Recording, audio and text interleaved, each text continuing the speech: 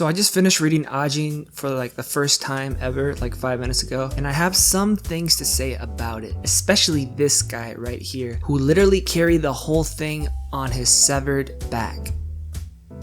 Now, I've experienced Ajin before. I watched the anime years ago, and the only things I remember about it is that the characters can't die and that I really liked the outro song. But Ajin gives way to a lot of creative decisions that are executed in a very exciting manner, revealing new ways of fighting and interacting between the characters and the dilemma that they're in. So the main rule of Ajin is that they can't die.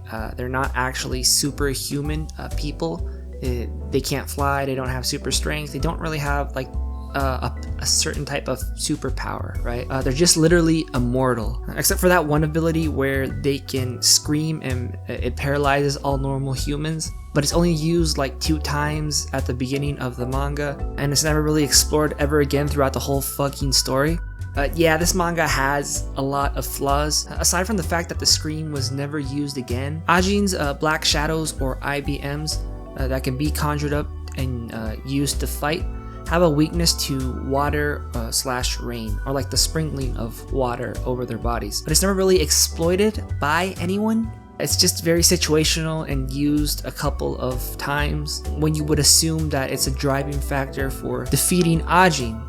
IBMs have different forms but are basically the same. Like, you would assume that different forms mean different abilities, but they're not. Except for that one kid who's the only one that has an IBM that can fly because it has wings, but only appears a handful of times and whose impact is very minimal to the story. And it's things like these that really just put in context how much lost potential it actually has. So yeah, Ajin isn't the best story out there. A lot of actions it takes just really puts me out of it sometimes. But the real charm of this manga is Sato. Now, in the story, we have like the main crew of characters, right, that appear throughout the majority of the manga, whose main purpose is to just struggle and get beaten down by the main villain, basically. Some of these characters are regular ass humans and others are Ajin. By the way, going back to the IBMs, which I think are pretty fucking cool, they're basically like an avatar that you can use to do literally anything. But everyone usually uses them to fight, except for Sato, but we'll get into him a little later on. They can be controlled, they can act on their own, learn to use tools, drive helicopters. They're very versatile. Also, the implication that humans would be incredibly cruel to Ajin just because they can't die is kind of realistic in some aspects. Like, capture Ajins are basically forced to be test subjects for pharmaceutical products. There's this one scene where they're crash testing like new vehicle models with Ajin inside to have like hands-on human data. All of this for the benefit of the car manufacturer, but for the profit of the institution that is holding the Ajins captive. This manga is very political. Like, we see a lot of political Japanese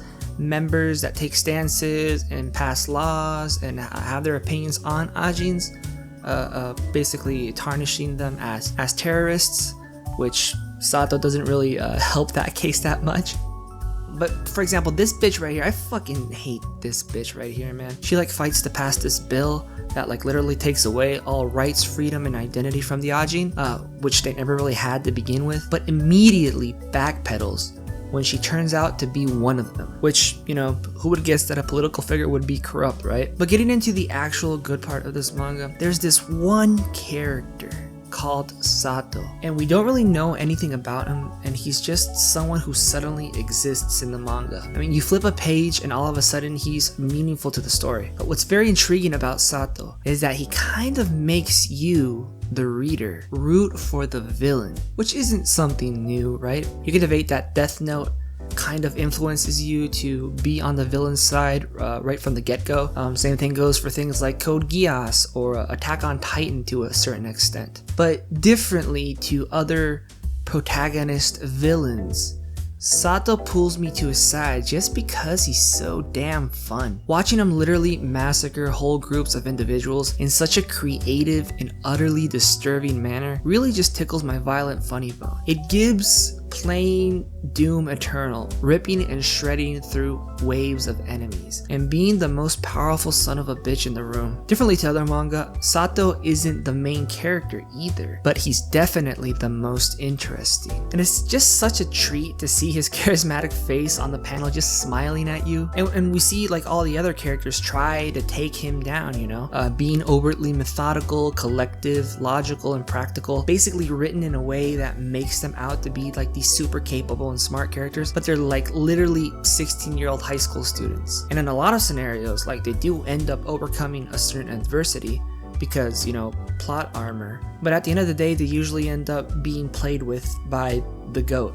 By the way, Sato is also a fucking gamer. Bro has more street cred than literally anyone. Being immortal, he's been present for every generation of video games since the arcade cabinet era all the way to like the newer shit. There's a lot of emphasis on video game in this manga. Sato literally being called the player by different characters in different parts of the story, and the world being basically his video game and Japan being his level. And yeah, chapters are also named after like different game series, which is kind of cool to see. Seeing the mangaka that is kind of like a video game fan. Sato is kind of like the only character that actually matters in the whole story as well. The plot points of the manga make it so that I have no real attachment to the characters when they eventually get destroyed by Sato. And I know all this sounds bad and like I'm trashing on the manga, but it's literally worth it to read Ajin just to see like this guy fight, just to see this guy like develop his fighting style and being a menace throughout the whole story. The most important thing about a villain like this is his creatively cunning way of fighting that his immortal body permits. So basically Ajin are able to die and come back to life, and each time they come back to life they regain all of their limbs and heal all their ailments on revive, which just opens up the possibility when choreographing like these fights. Like him cutting off his arm to not be tranquilized when he's hit by a dart, or just casually personaing himself to regain all of his composure, all without the use of his IBM, mind you. One of the big main differences between Sato and other Ajin in this manga is that they use the IBM mostly to fight, while Sato uses it as support. Like he can totally call out his black mask and go to town on all his enemies, but where's the fun in that? Now the IBM, since they're basically invisible to anyone who isn't an Ajin, Sato uses them to like smuggle objects over TSA, as a moving shield to block projectiles, or even as a stunt double. Like he literally cuts off his own head and makes his IBM wear it like as a type of mask to like fool like a whole group of people in, during an attack. There's this one scene that I really like where he tapes his hand to like a pipe and he's like fighting like around a corner with these other two people, a little gunfight, and he's trying to lure them out. So he tapes his hand on this pipe and he cuts it off, and so his hand is taped to the pipe. So he goes out into the hallway to fight them in the gunfight, which basically he's expecting to be killed here. And once he is killed, he lures out like both of his opponents that are hiding behind. And then when his body starts to regenerate, because his hand is taped to the pipe, it basically pulls the rest of his body back around the corner to safety, and it gives him like the upper hand to be able to keep fighting from a safe spot while like both of his opponents are out in the open. Which all of this was just it was just incredible to see. It was just so creative to watch. It's like it's such a simple concept, but it's not something that most people would actually think about doing. And let me just say how refreshing it is to have fighting scenes that actually make sense. Like in a lot of battle shonen and fighting manga, sometimes it's incredibly difficult to follow what's going on in the fight. Like don't get me wrong, the art is incredible in all these manga, but there's just so much going on sometimes that it kind of feels convoluted. When Sato fights, it's kind of like a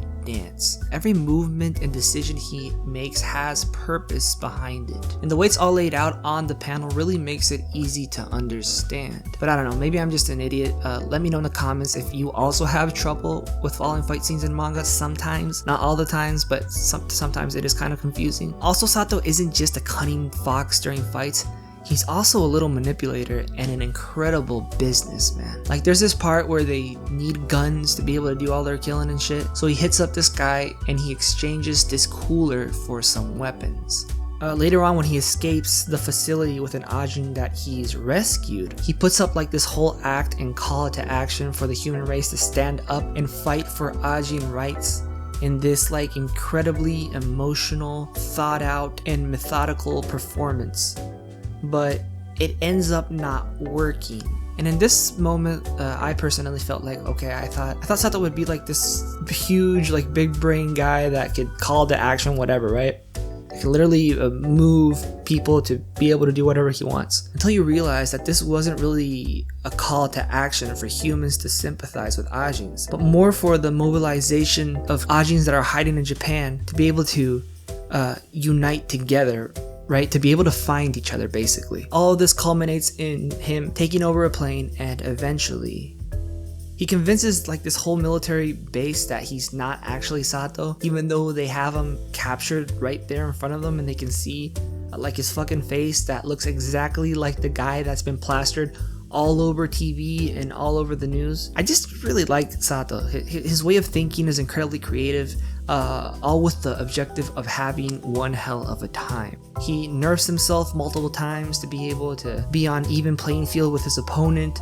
He throws himself headfirst into like unknown territory just for a surprise. He calls attention to himself in the middle of like a swarm of enemies just so he can feel that adrenaline and that rush, because boredom is one of the biggest sins that he can commit. Now, it's very rare to see villains that are actually hands-on and progressive, I guess you can say. You know, it's not often we see a villain that gets down and gets his hands dirty. Usually we see glimpses of villains like sitting on top of like their throne or giving out orders to like their henchmen, basically like pulling the strings from behind the scenes, but never actually down on the field actually fighting against like their opponents or their enemies. Sato is very exposed to the viewer throughout the telling of the story. Also, how many villains can you say are actually likable to a certain extent? I don't particularly hate Sato since I have no attachment to any of the characters. Like the main character is written in like this very cold, calm, and collective way.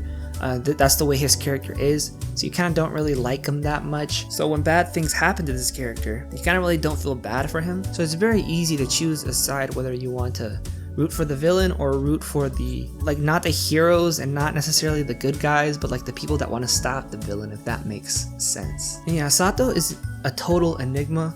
I don't know why he would go this far for the thrill, this far just to feel a bit of excitement, this love for competition for the game to such a degree. I hope that it would be possible for the world of Ajin to be explored some more, like have more projects made by this mangaka to explore the world of Ajin and their abilities and such. Apparently the manga and the anime adaptation have significant differences, so maybe I should go back and rewatch that as well. It seems like 16-year-old Indigo gave it an 8.5, so at least he liked it back then. And yeah, I hope this video wasn't too boring. I hope you liked it. I hope I didn't ramble on for too much. Thanks for watching it, and I'll see you on the next one. Bye.